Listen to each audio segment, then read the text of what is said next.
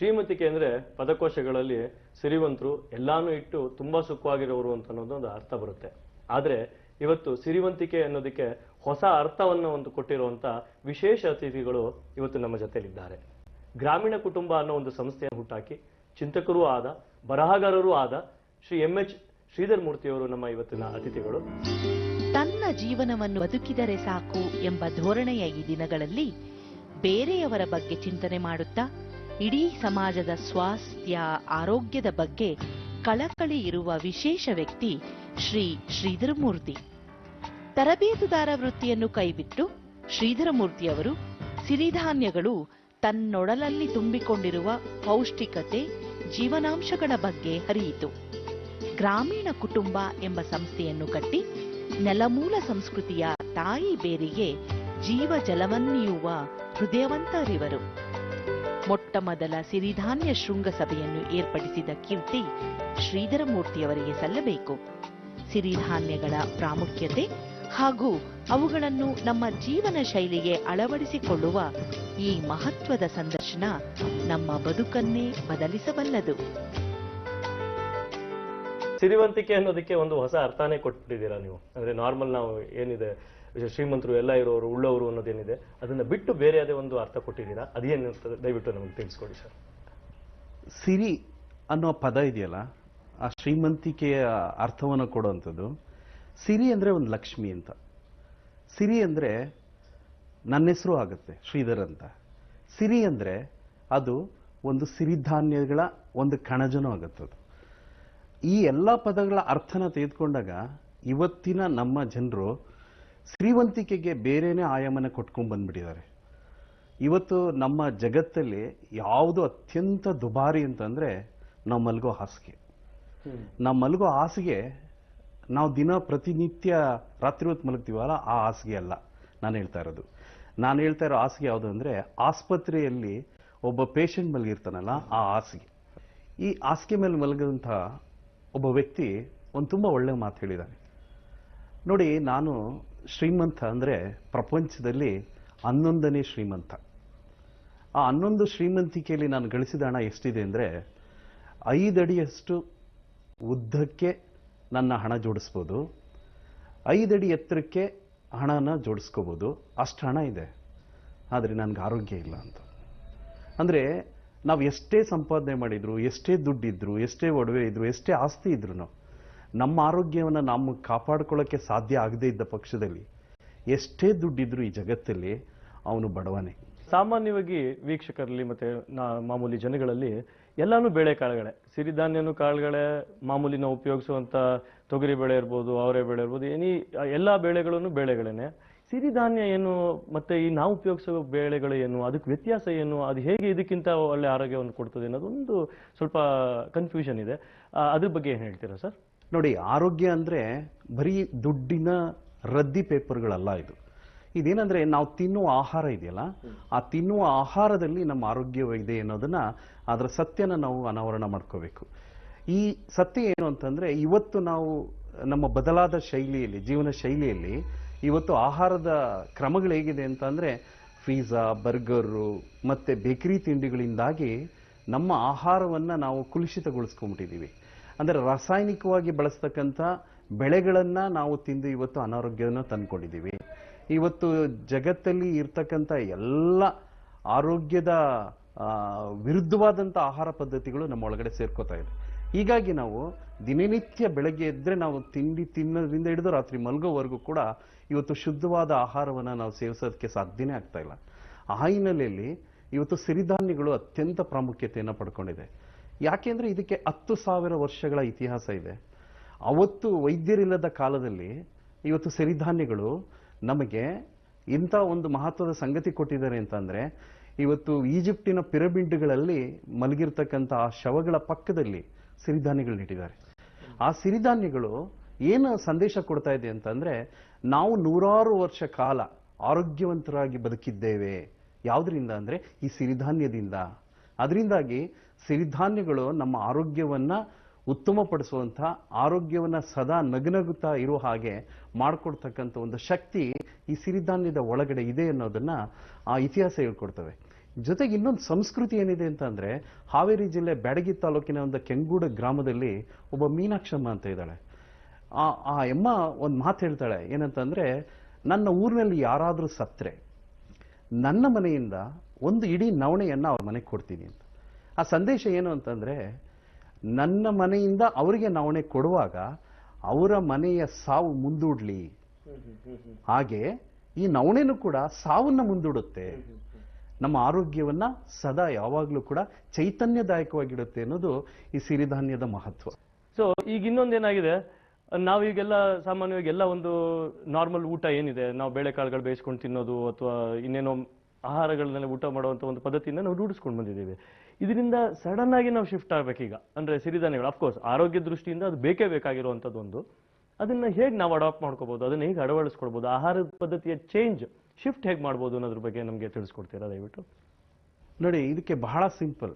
ನೀವು ದಿನನಿತ್ಯ ಒಂದು ಏನು ಆಹಾರನ ತೆಗೆದುಕೋತಾ ಇದ್ದೀರಲ್ಲ, ಆಹಾರಕ್ಕೂ ಮತ್ತು ಸಿರಿಧಾನ್ಯಗಳನ್ನ ಸೇವನೆ ಮಾಡೋದಕ್ಕೂ ಇರೋ ವ್ಯತ್ಯಾಸಗಳನ್ನ ತಿಳ್ಕೊಂಡ್ಬಿಟ್ರೆ ಅದು ಬಹಳ ಸುಲಭ. ಅದು ಈಗ ನೋಡಿ, ದಿನನಿತ್ಯ ಬೇಕರಿ ಐಟಮ್ನ ತಿಂತಾ ಇರೋ ಒಬ್ಬ ವ್ಯಕ್ತಿ, ದಿನನಿತ್ಯ ಬರ್ಗರ್ ತಿಂತಾ ಇರೋ ಒಬ್ಬ ವ್ಯಕ್ತಿ 40 ವರ್ಷ ಆದ ತಕ್ಷಣ ಅವನಿಗೆ ಮಧುಮೇಹ ರೋಗಕ್ಕೆ ಅಟ್ಯಾಕ್ ಆಗ್ತಾನೆ ಅನ್ನೋದು ಎಲ್ಲ ಏನು ಅಂಕಿಅಂಶಗಳು ಇವತ್ತು ಹೇಳ್ತವೆ. ಹೀಗಿದ್ದಾಗ ಒಂದು ಬಡಾವಣೆ ತೆಗೆದುಕೊಂಡ್ರೆ ನಾವು ಇವತ್ತು, ಆ ಬಡಾವಣೆಯಲ್ಲಿ ಒಂದು 10 ಬೇಕರಿಗಳಿರ್ತವೆ, ಬೇಕರಿ ಪಕ್ಕ 10 ಕ್ಲಿನಿಕ್ಗಳಿರ್ತವೆ, ಕ್ಲಿನಿಕ್ಗಳ ಪಕ್ಕ ಇವತ್ತು ಫಾರ್ಮಸ್ಟಿಕಲ್ ಮೆಡಿಕಲ್ ಶಾಪ್ಗಳು ಇರ್ತವೆ, ಅದ್ರ ಪಕ್ಕದಲ್ಲಿ ದೊಡ್ಡ ದೊಡ್ಡ ಆಸ್ಪತ್ರೆಗಳಿರ್ತವೆ. ಇವೆಲ್ಲದರ ಸೂಚನೆ ಏನು? ನಾವು ತಿನ್ನುವ ಆಹಾರದಲ್ಲಿ ಏನೋ ದೋಷ ಇದೆ. ಆ ದೋಷವನ್ನ ನಾವು ಸರಿಯಾಗಿ ಅರ್ಥ ಮಾಡ್ಕೊಂಡ್ರೆ ಎಂತ ಆಹಾರಕ್ಕೆ ನಾವು ಮೊರೆ ಹೋಗ್ಬೇಕು, ಎಂತ ಆಹಾರವನ್ನ ನಾವು ಸೇವಿಸಬೇಕು ಅನ್ನೋದು ನಮಗೆ ಅರ್ಥ ಆಗುತ್ತೆ. ಆ ಕಾರಣದಿಂದಾಗಿ ಇವತ್ತು ಆಹಾರವನ್ನ ನಾವು ಎಂತ ಆಹಾರವನ್ನ ಸೇವನೆ ಮಾಡಿದ್ರೆ ನಮಗೆ ಇವತ್ತು ನಮ್ಮ ಆರೋಗ್ಯವನ್ನು ಉತ್ತಮ ಪಡಿಸ್ಕೋಬೇಕು ಅನ್ನೋದ್ರಲ್ಲಿ ಸಿರಿಧಾನ್ಯ ಬಹಳ ಮಹತ್ವದಂತ ಪಾತ್ರವನ್ನು ವಹಿಸ್ತದೆ. ಯಾಕೆ ಇದು ಮಹತ್ವದ ಪಾತ್ರ ವಹಿಸುತ್ತೆ ಇವತ್ತು ಅಂತಂದ್ರೆ, ಬೆಂಗಳೂರು ನಗರ ಅಥವಾ ರಾಜಧಾನಿ ಇವತ್ತು ಮತ್ತು ಕರ್ನಾಟಕ ಇಡೀ ಇವತ್ತು ಮಧುಮೇಹಿಗಳ ರೋಗಗಳ ತವರೂರಾಗ್ತಾ ಇದೆ. ಅದಕ್ಕೆ ಕಾರಣ ಏನು ಅಂತಂದ್ರೆ, ಇವತ್ತಿನ ನಮ್ಮ ಆಹಾರದ ಶೈಲಿ. ನಾವು ಯಾವ ಆಹಾರವನ್ನ ಇವತ್ತು ಸೇವನೆ ಮಾಡ್ತಾ ಇದೀವಿ ಅದೆಲ್ಲವೂ ಕಲುಷಿತಗೊಂಡಿದೆ ಮತ್ತು ಅದರಲ್ಲಿ ರಾಸಾಯನಿಕವಾದಂಥ ಮಿಶ್ರಣಗೊಂಡಿದೆ ಮತ್ತು ಅದರಿಂದ ನಮಗೆ ಅನೇಕ ರೋಗಗಳು, ಕಾಯಿಲೆಗಳು ಬರ್ತಾ ಇದೆ. ಇದರೆಲ್ಲ ಲಾಭಗಳನ್ನ ಫಾರ್ಮಸ್ಟಿಕಲ್ ಕಂಪನಿಗಳಾಗಿರ್ಬೋದು ಅಥವಾ ಡಾಕ್ಟರ್ಗಳಾಗಿರ್ಬೋದು ಮತ್ತೆ ಇನ್ನಿತರ ಆಹಾರ ಪದಾರ್ಥ ಮಾರುವಂಥ ಅಂಗಡಿಗಳಾಗಿರ್ಬೋದು, ಅಂಥವ್ರು ಇದರ ಲಾಭ ಪಡ್ಕೋತಾ ಇದ್ದಾರೆ. ಬಡವ ಇವತ್ತು ನಿಜವಾಗ್ಲೂ ಹೇಳ್ತೀನಿ, ಅವನು ಆರೋಗ್ಯವನ್ನು ಸುಧಾರಿಸ್ಕೊಳ್ಳೋದಕ್ಕೆ ಸಾಧ್ಯ ಆಗದೆ ಅವನನ್ನ ಮೇಲೆತ್ತಬೇಕು ಅಂದ್ರೆ ನಿಜವಾದಂಥ ಶ್ರೀಮಂತಿಕೆ ಬರೋದು ಯಾವಾಗ ಅಂದ್ರೆ, ನಾನು ಆರೋಗ್ಯವಂತನಾಗಿ ದಷ್ಟಪುಷ್ಟವಾಗಿದ್ದು ನಾನು ಕೊನೆಗಾಲದವರೆಗೂ ಯಾವುದೇ ಸಮಸ್ಯೆ ಇಲ್ಲದೆ ನಾನು ಬದುಕ್ತೀನಿ ಅನ್ನೋದು ಇದೆಯಲ್ಲ, ಅದು ನಿಜವಾದಂಥ ಶ್ರೀಮಂತಿಕೆ ಅಂತ ನನ್ನ ಭಾವನೆ.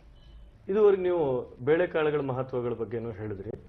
ಅದಕ್ಕೆ ಕಂಪೇರ್ ಮಾಡಿದಾಗ ಸಿರಿಧಾನ್ಯ ಹೇಗೆ ಅದಕ್ಕಿಂತ ಹೆಚ್ಚಿನ ಆರೋಗ್ಯ ಕೊಡ್ತದೆ ಅನ್ನೋದ್ರ ಬಗ್ಗೆ ಹೇಳಿದ್ರಿ. ಆದರೆ ಈ ಬೇಳೆಕಾಳು ಮತ್ತು ಸಿರಿಧಾನ್ಯಗಳು ಇರುವಂಥ ವ್ಯತ್ಯಾಸಗಳು, ಅಗಾಧವಾದ ವ್ಯತ್ಯಾಸಗಳಿರುತ್ತೆ ಅಂತ ಅನ್ಕೊಂಡಿದ್ದೀನಿ. ಅದನ್ನ ಸ್ವಲ್ಪ ನಮ್ಮ ವೀಕ್ಷಕರಿಗೆ ತಿಳಿಸ್ಕೊಡ್ಬೋದಾ?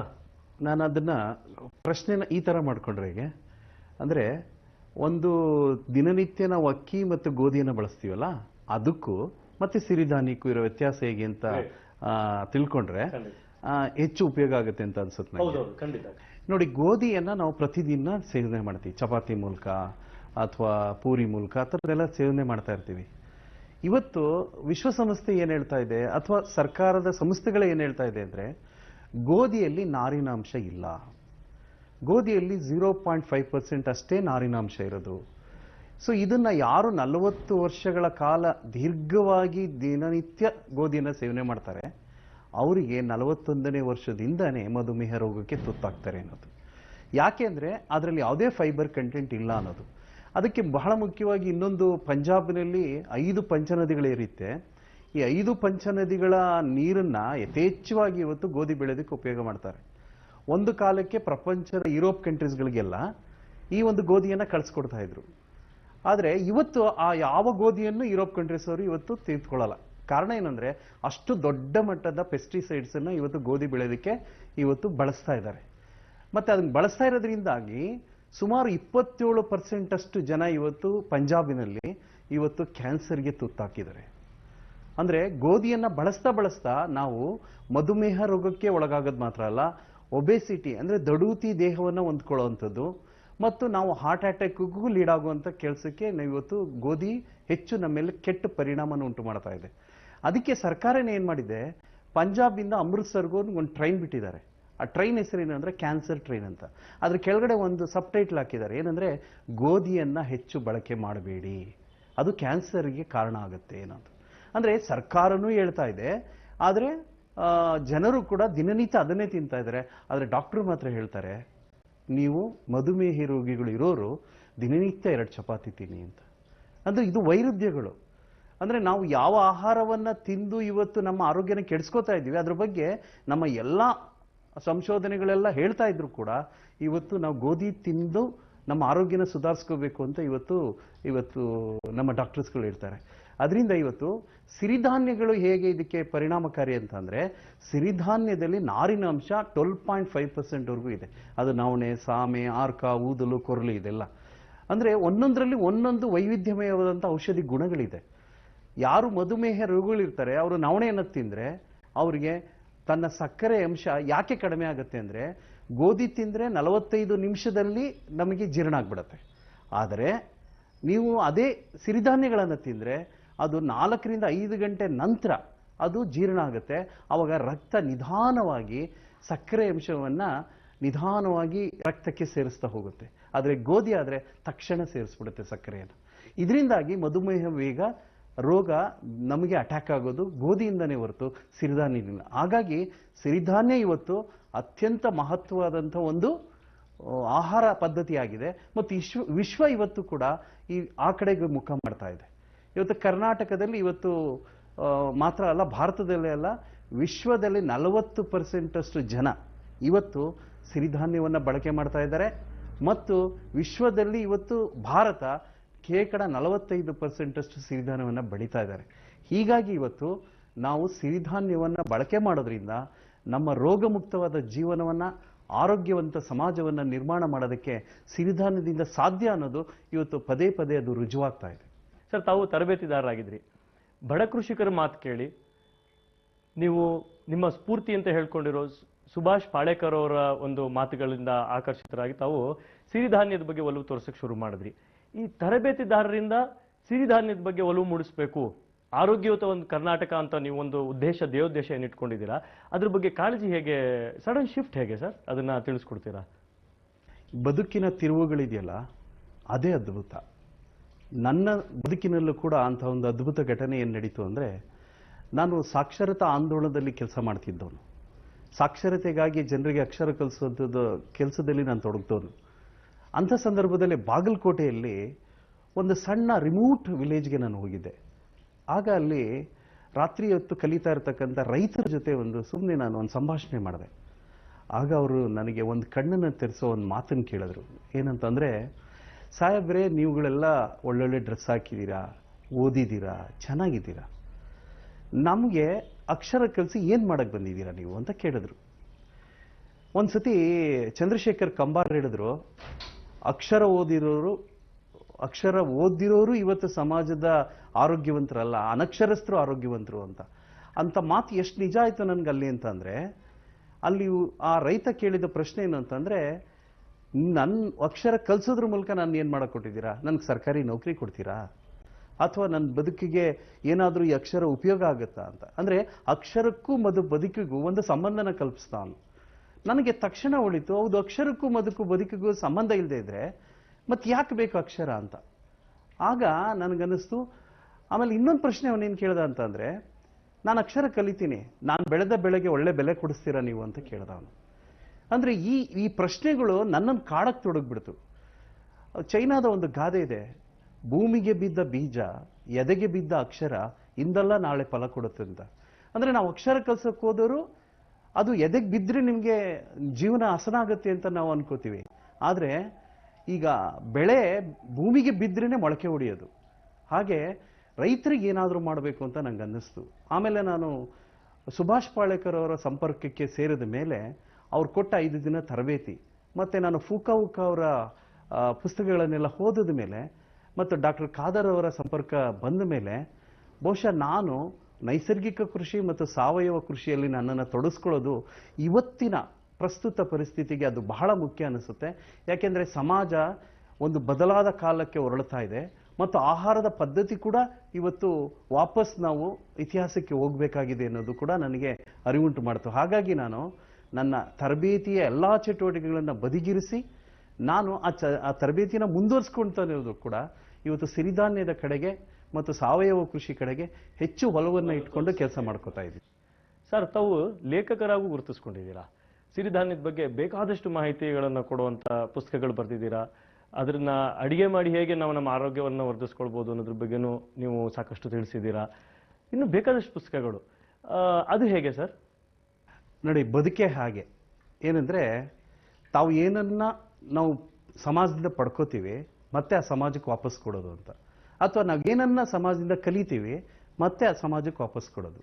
ಅದೇನೆಂದರೆ, ನಾನು ಎಲ್ಲ ಅನುಭವಗಳನ್ನು ಏನು ಕಲ್ತ್ಕೊಂಡೆ ಸಮಾಜದಿಂದ ಅಂತ ಜನರಿಂದ, ಅದನ್ನೆಲ್ಲ ಬರವಣಿಗೆಯಲ್ಲಿ ದಾಖಲಿಸ್ತಾ ಬಂದೆ ನಾನು.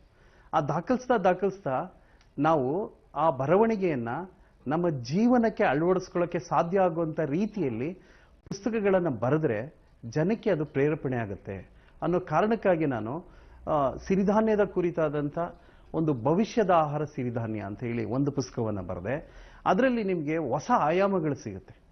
ಅಂದರೆ ನೀವು ಆಹಾರದ ಪದ್ಧತಿನ ಯಾಕೆ ಸಿರಿಧಾನ್ಯದ ಕಡೆಗೆ ಮುಖ ಮಾಡಿಸ್ಕೊಳ್ಬೇಕಾದಂಥ ಅವಶ್ಯಕತೆ ಇದೆ ಅನ್ನೋದನ್ನ ಭವಿಷ್ಯದ ಆಹಾರ ಸಿರಿಧಾನ್ಯ ಅಂತ ಹೇಳಿದೆ. ಅಂದರೆ ಭವಿಷ್ಯದಲ್ಲಿ ಮುಂದೆ ಬರುವಂಥ ಮಕ್ಕಳಿಗೆ ಈ ಸಿರಿಧಾನ್ಯ ಬಹಳ ಮುಖ್ಯ ಆಗುತ್ತೆ ಅನ್ನೋದು ನಾನು ಆ ಪುಸ್ತಕದಲ್ಲಿ ನಾನು ಸೂಚ್ಯಕವಾಗಿ ತಿಳಿಸಿದೆ. ಆಮೇಲೆ ಈಗ ಬರಗಾಲದ ಮಿತ್ರ ಅಂದರೆ ಪರಿಸರಕ್ಕೂ ಮತ್ತು ಸಿರಿಧಾನ್ಯಕ್ಕೂ ಏನು ಸಂಬಂಧ ಇದೆ ಅಂತ. ಪರಿಸರ ಏನು ಹೇಳುತ್ತೆ, ನನ್ನ ವಿರುದ್ಧವಾಗಿ ನೀನೇನು ಬೆಳಿಬೇಡ ಅಂತ ಹೇಳುತ್ತೆ. ಸಿರಿಧಾನ್ಯ ಅದರ ಪೂರಕವಾಗಿ ಬೆಳೆಯೋದು. ಯಾಕೆ ಅಂದರೆ ಸಿರಿಧಾನ್ಯಕ್ಕೆ ಯಾವುದೇ ಪೆಸ್ಟಿಸೈಡ್ಸ್ ಹಾಕೋದಿಲ್ಲ, ಯಾವುದೇ ರಾಸಾಯನಿಕವಾದಂಥ ಅಂಶಗಳನ್ನು ಬಳಸದೇ ಇರೋದ್ರಿಂದಾಗಿ ಪರಿಸರ ಹಾಳಾಗೋದಿಲ್ಲ ಮತ್ತು ಫಲವತ್ತತೆಯ ಭೂಮಿಯನ್ನು ಉಂಟು ಮಾಡುತ್ತೆ ಅದು. ಮತ್ತು ಅಲ್ಲಿಂದ ಸಿರಿಧಾನ್ಯವನ್ನು ಬೆಳೆಯೋದ್ರಿಂದ ನಮ್ಮ ಈ ಹಸುಗಳಿಗೆ ರಾಸುಗಳಿಗೆ ಅದು ಮೇವಾಗುತ್ತೆ. ಸೊ ಹೀಗಾಗಿ ಆಮೇಲೆ ಸಿರಿಧಾನ್ಯ ಬೆಳೆಯೋದ್ರಿಂದ ಕ್ಲೈಮ್ಯಾಟಿಕಲ್ ಕಂಡೀಷನ್ ಕೂಡ ತುಂಬ ಪೂರಕವಾಗಿರುತ್ತೆ. ಸೊ ಹಾಗಾಗಿ ಇದು ಪರಿಸರಕ್ಕೆ ಪೂರಕವಾದಂಥ ಬೆಳೆ ಅನ್ನೋದನ್ನು ನಾನು ಬರಗಾಲದ ಮಿತ್ರ ಅನ್ನೋ ಒಂದು ಪುಸ್ತಕದಲ್ಲಿ ನಾನು ಅದನ್ನು ಸೂಚ್ಯಕವಾಗಿ ತಿಳಿಸಿದ್ದೇನೆ. ಮತ್ತು ಬರಗಾಲದ ಸಂದರ್ಭದಲ್ಲೂ ಕೂಡ ಇದನ್ನು ಬೆಳೆಯನ್ನು ಬೆಳೆಯೋದಕ್ಕೆ ಸಾಧ್ಯ ಆಗುತ್ತೆ. ಇದಕ್ಕೆ ನೀರಿನ ಎಚ್ಚೆತ್ತ ಅಂಶಗಳು ಬೇಕಿಲ್ಲ. ಇದು ನೀರನ್ನು ಕಡಿಮೆ ತೆಗೆದುಕೊಂಡು ಬೆಳೀತಕ್ಕಂಥ ಬೆಳೆ. ಮತ್ತು ಯಾವುದು ನೀರನ್ನು ಜಾಸ್ತಿ ತಗೊಂಡು ಬೆಳೆಯುತ್ತೆ ಬೆಳೆಗಳು, ಅದರಲ್ಲಿ ಪೌಷ್ಟಿಕಾಂಶ ಕಡಿಮೆ. ಮತ್ತು ಯಾವ ಬೆಳೆ ನೀರನ್ನು ಕಡಿಮೆ ತಗೊಂಡು ಬೆಳೆಯುತ್ತೋ ಅದು ಸಿರಿಧಾನ್ಯ, ಅದು ಪೌಷ್ಟಿಕಾಂಶವನ್ನು ಹೆಚ್ಚು ಹೊಂದಿರುತ್ತೆ, ನಾರಿನಾಂಶವನ್ನು ಜಾಸ್ತಿ ಹೊಂದಿರುತ್ತೆ ಅನ್ನೋಂಥದ್ದನ್ನು ನಾನು ಬರಗಾಲದ ಮಿತ್ರರಲ್ಲಿ ಹೇಳಿದ್ದೀನಿ. ಆಮೇಲೆ ಇವತ್ತು ಹೊಸ ಜನರಿಗೆ ಏನಾಗ್ತಾ ಇದೆ, ಸಿರಿಧಾನ್ಯ ಇಷ್ಟೆಲ್ಲ ನನ್ನ ಮಹತ್ವ ಇದೆ ಅಂತ ನೀವು ಹೇಳ್ಬಿಡ್ತೀರಾ, ಆದರೆ ಅದು ಹೇಗೆ ಮಾಡ್ಕೊಂಡು ತಿನ್ನೋದು ಅನ್ನೋದು ಪ್ರಶ್ನೆ ಬಂದುತ್ತೆ. ಹಾಗಾಗಿ ಅದಕ್ಕೆ ನಾನು ಸಿರಿಧಾನ್ಯದ ಅಡಿಗೆ ಪುಸ್ತಕ ಒಂದು ಸುಮಾರು ಒಂದು 145 ವೆರೈಟೀಸ್ ರೆಸಿಪೀಸ್ಗಳನ್ನು ಅದರಲ್ಲಿ ನಾವು ಇಂಟ್ರೊಡ್ಯೂಸ್ ಮಾಡಿ ಇಷ್ಟೆಲ್ಲ ವೆರೈಟೀಸ್ಗಳನ್ನು ನೀವು ಮಾಡಿ ತಿನ್ಬೋದು ದಿನನಿತ್ಯ ಅನ್ನೋದನ್ನು ಆ ಒಂದು ರೆಸಿಪಿ ಬುಕ್ಕಲ್ಲಿ ನಾವು ಹೇಳಿದೆ. ಆಮೇಲೆ ಒಂದು ಕಾಡು ಕೃಷಿ ಅಂದರೆ ಕಾಡಿಗೂ ನಾಡಿಗೂ ಇರುವ ಸಂಬಂಧ ಮತ್ತು ನಾಡಿನಲ್ಲಿ ಇರ್ತಕ್ಕಂಥವರೆಲ್ಲ ಕೃಷಿಯನ್ನು ಹೇಗೆ ಮಾಡ್ತಾ ಇದ್ದಾರೆ ಅಂತ ಅಂದರೆ ಎಲ್ಲ ರಾಸಾಯನಿಕವನ್ನು ಬಳಸಿ ರಾಸಾಯನಿಕ ಇಲ್ಲದೆ ಬೆಳೀಲಿಕ್ಕೆ ಸಾಧ್ಯನೇ ಇಲ್ಲ ಅನ್ನುವಂಥ ರೀತಿಯಲ್ಲಿ ಒಂದು ಕನ್ಕ್ಲೂಷನ್ಗೆ ಬಂದ್ಬಿಟ್ಟಿದ್ದಾರೆ ರೈತರು. ಹಾಗಾಗಿ ಇವತ್ತು ನಾವೇನು ಹೇಳ್ತಾ ಇದ್ದೀವಿ, ಕಾಡು ಒಂದು ರಾಸಾಯನಿಕ ಮುಕ್ತವಾಗಿರ್ತಕ್ಕಂಥ ಪ್ರದೇಶ. ಮತ್ತು ಅಲ್ಲಿ ಯಾರು ಹೋಗಿ ಯೂರಿಯಾ ಹಾಕಲ್ಲ, ನೈಟ್ರೋಜನ್ ಹಾಕಲ್ಲ, ಏನೂ ಹಾಕೋದಿಲ್ಲ. ಅಲ್ಲೆಲ್ಲವೂ ಕೂಡ ನೈಸರ್ಗಿಕವಾಗಿಯೇ ಎಲ್ಲ ಕ್ರಿಯೆಗಳು ನಡೆಯುತ್ತೆ. ಅಲ್ಲಿ ಬಿದ್ದಂಥ ಎಲೆಗಳಾಗಿರ್ಬೋದು, ಅಲ್ಲಿ ಬಿದ್ದಂಥ ಮಳೆ ಆಗಿರ್ಬೋದು, ಅಲ್ಲಿ ಇರುವಂಥ ಗೊಬ್ಬರಗಳಾಗಿರ್ಬೋದು, ಎಲ್ಲವೂ ಕೂಡ ನೈಸರ್ಗಿಕವಾಗಿರೋದು. ಅಲ್ಲಿ ನೈಸರ್ಗಿಕವಾಗಿ ಎಲ್ಲವೂ ಕೂಡ ಬೆಳೆಯೋಕ್ಕೆ ಸಾಧ್ಯ ಆದರೆ ನಮ್ಮ ಭೂಮಿಯಲ್ಲಿ ಹೇಗೆ ಬೆಳೆಯೋಕ್ಕೆ ಸಾಧ್ಯ ಇಲ್ಲ?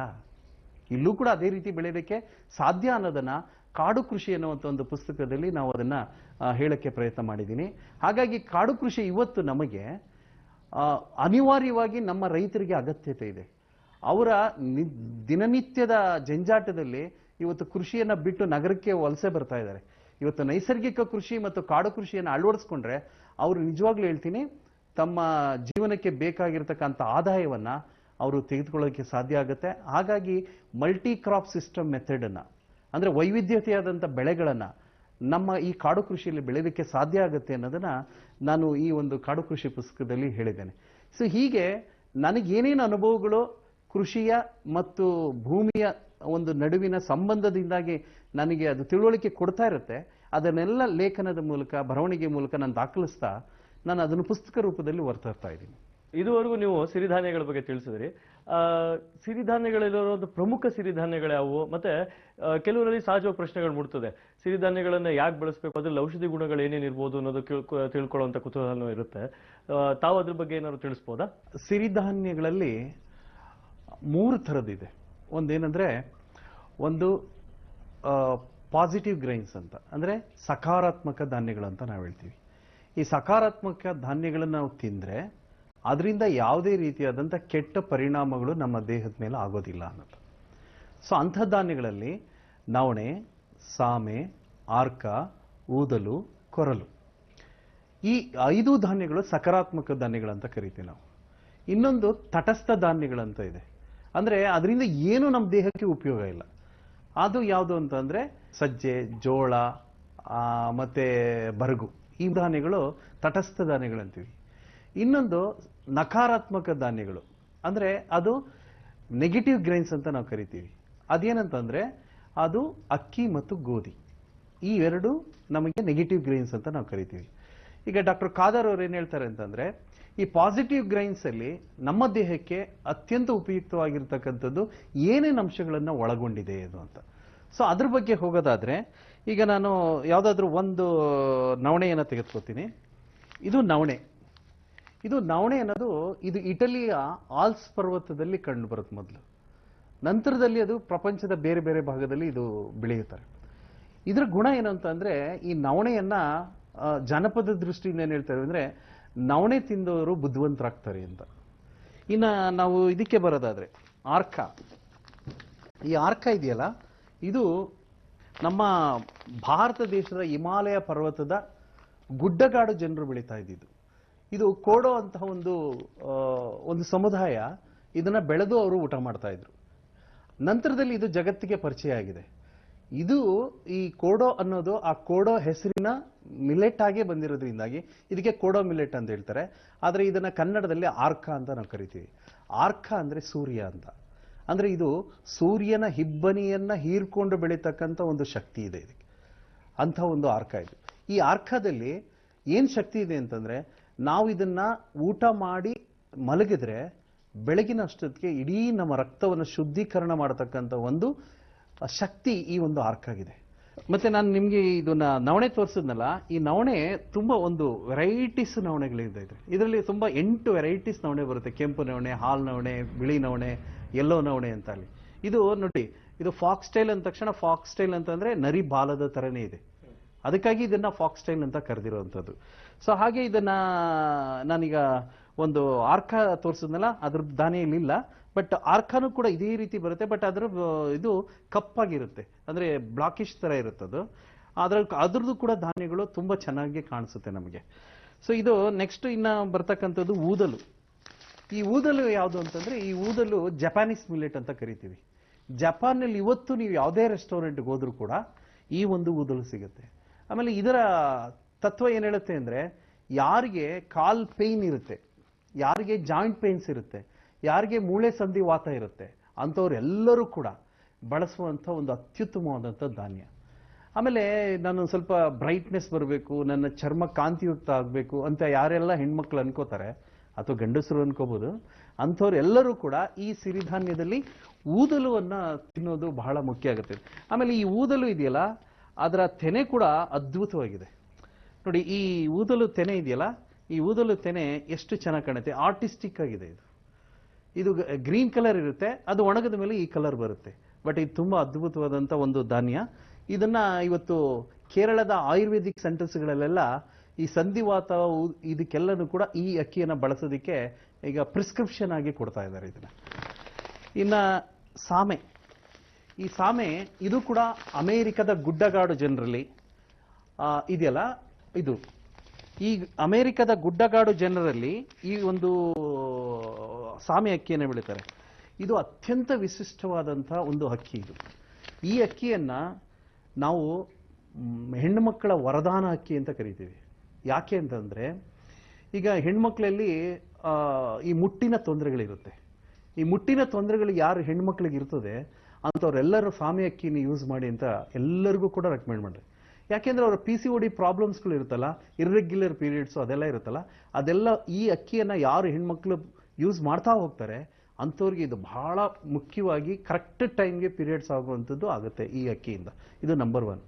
ಆಮೇಲೆ ಮಕ್ಕಳಾಗೋದಕ್ಕೆ ತೊಂದರೆ ಇರುತ್ತೆ, ಮತ್ತೆ ಆ ಗಂಡಸರಲ್ಲಿ ವೀರ್ಯಗಳ ಕೊರತೆಗಳು ಕಾಣಿಸುತ್ತೆ.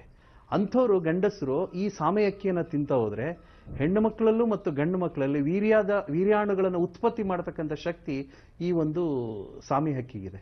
ಸೊ ಇದು ನಾವು ಕರ್ನಾಟಕದಲ್ಲಿ ಇತ್ತೀಚೆಗೆ ದೊಡ್ಡ ಪ್ರಮಾಣದಲ್ಲಿ ಇದನ್ನ ಬೆಳೀತಾ ಇದ್ದಾರೆ. ಬರಗು, ಈ ಬರಗು ಅಕ್ಕಿ ಇದು ನೋಡೋದಕ್ಕೆ ಇದು ನಮ್ಮ ನವಣೆ ಥರನೇ ಇದೆ, ಆದರೆ ಇದು ಬರಗು ಫೈಬರ್ ಕಂಟೆಂಟು ಬೇರೆ ಎಲ್ಲ ಅಕ್ಕಿಗಿನ್ನ ಕಡಿಮೆ ಇರುತ್ತೆ. ಆದರೆ ಇದು ನಮಗೇನಂತಂದ್ರೆ ದಿನನಿತ್ಯದ ಆಹಾರದ ಅನ್ನವಾಗಿ ಬಳಸೋದಕ್ಕೆ ಇದು ಅತ್ಯುತ್ತಮವಾಗಿದೆ.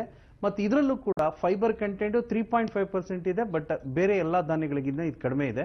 ಬಟ್ ಇದನ್ನ ಇವತ್ತು ಕರ್ನಾಟಕದಲ್ಲಿ ದೊಡ್ಡ ಪ್ರಮಾಣದಲ್ಲಿ ಈ ಅಕ್ಕಿಯನ್ನು ಬೆಳೀತಾ ಇದ್ದಾರೆ. ಇದು ಎಲ್ಲ ಈಗ ರೆಸ್ಟೋರೆಂಟ್ಗಳಲ್ಲಿ ದೋಸೆ ಮಾಡೋದಕ್ಕೆ ಹೆಚ್ಚು ಬಳಸ್ತಾ ಇದ್ದಾರೆ ಇದನ್ನು. ಇನ್ನು ಸಜ್ಜೆ ನಮ್ಮ ಕರ್ನಾಟಕದ ಅತ್ಯುತ್ತಮವಾದಂಥ ಆಹಾರ ಇದು.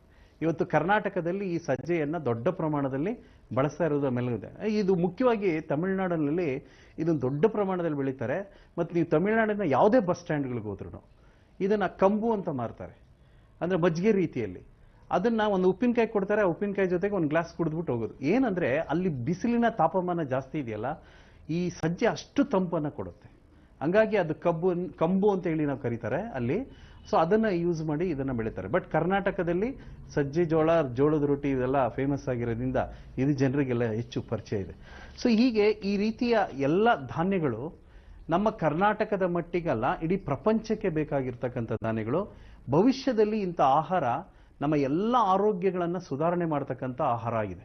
ತಾವು ತರಬೇತಿದಾರರಾಗಿದ್ರಿ, ಅದಾದ್ಮೇಲೆ ಲೇಖಕರಾದ್ರಿ, ಅದಾದ್ಮೇಲೆ ಗ್ರಾಮೀಣ ಕುಟುಂಬ ಅನ್ನೋ ಒಂದು ಸಂಸ್ಥೆಯನ್ನು ಹುಟ್ಟಾಕ್ತೀರಾ. ಬಹುಶಃ ನಾನು ನೀವು ಮಾತಾಡ್ತಾನೆ ತಮ್ಮಲ್ಲಿ ಇನ್ನೂ ಏನೋ ಬೇರೆ ಬೇರೆ ಕ್ರಿಯಾ ಯೋಜನೆಗಳು ಸಾಕಷ್ಟು ತುಂಬಿಕೊಂಡಿರ್ಬೋದು. ಮುಂದೆ ಹೀಗೆ ಮಾಡಬೇಕು, ಹಾಗೆ ಮಾಡಬೇಕು, ಬಹಳಷ್ಟು ಯೋಚನೆಗಳಿರ್ಬೋದು. ಕರ್ನಾಟಕನ ಒಂದು ಆರೋಗ್ಯಯುತ ಕರ್ನಾಟಕ ಮಾಡಬೇಕು ಅನ್ನೋ ಒಂದು ಕಾಳಜಿನೂ ನಿಮ್ಮಲ್ಲಿದೆ.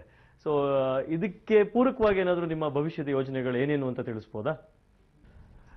ನೋಡಿ, ಮುಂದಿನ ಯೋಜನೆಗಳು ತುಂಬ ಇದೆ, ಆದರೆ ಸರಳವಾಗಿ ಕೆಲವುದು ಮಾತ್ರ ಹೇಳಕ್ಕೆ ಇಷ್ಟಪಡ್ತೀನಿ. ಏನಂತಂದ್ರೆ, ಇದೆಲ್ಲ ನಾನು ತಿಳ್ಕೊಂಡಿದ್ದೀನಿ, ಇನ್ನೊಂದಷ್ಟು ಜನ ನಮ್ಮ ಮೂಲಕ ಒಂದಷ್ಟು ಜನ ತಿಳ್ಕೊಂಡಿದ್ದಾರೆ.